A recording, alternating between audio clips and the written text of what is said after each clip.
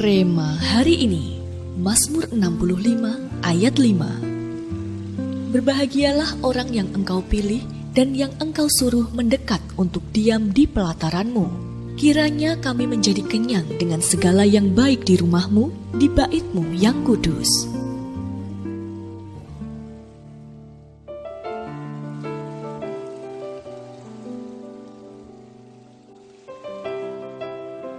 Setiap dari kita yang sudah memiliki anak pasti memahami bahwa setiap orang tua pasti menyayangi semua anaknya.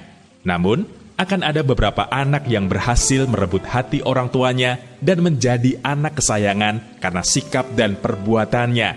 Sejatinya, sikap dan perbuatan masing-masing anak kepada orang tuanya pasti tidak akan ada yang sama. Hanya anak yang menunjukkan ketulusan kasihnya kepada orang tuanya yang akan membuat hati orang tuanya benar-benar tersentuh. Salah satunya dengan memberi waktu dan perhatian yang lebih kepada orang tua, yang secara otomatis pasti akan membuat kesan yang mendalam di hati orang tuanya. Setiap anak yang tahu bagaimana mengambil hati orang tuanya pasti akan banyak dekat-dekat dengan orang tuanya. Ini pula yang dilakukan oleh Raja Daud saat ia mendapati kenyataan bahwa tabut perjanjian hanya diletakkan di dalam kemah, sedangkan ia sendiri berada di istana yang megah. Hatinya tergerak untuk mendirikan bait yang paling megah di seluruh dunia.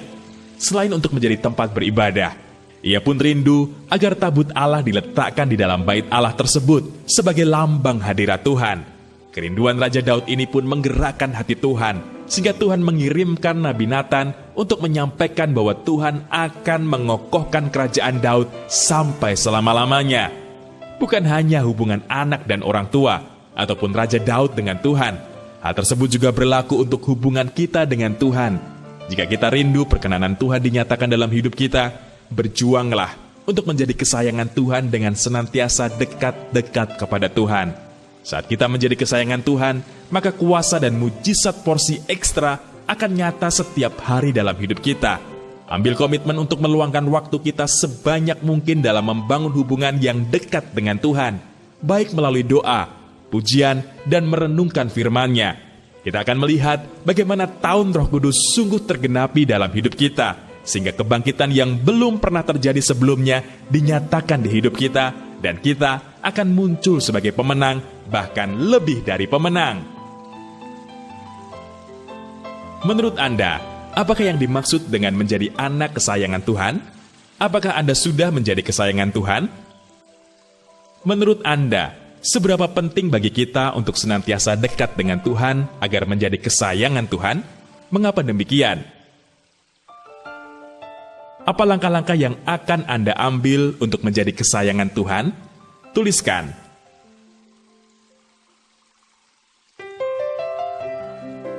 Tuhan Yesus, sungguh kami bersyukur memiliki Bapa yang baik dan begitu penuh kasih. Ajar kami untuk senantiasa memiliki kerinduan selalu mendekat kepadamu, sehingga kami pun menjadi anak kesayangan-Mu. Terima kasih Tuhan. Di dalam nama Tuhan Yesus, kami berdoa. Amin. Dekat-dekatlah dengan Tuhan, maka kita akan menjadi kesayangan Tuhan.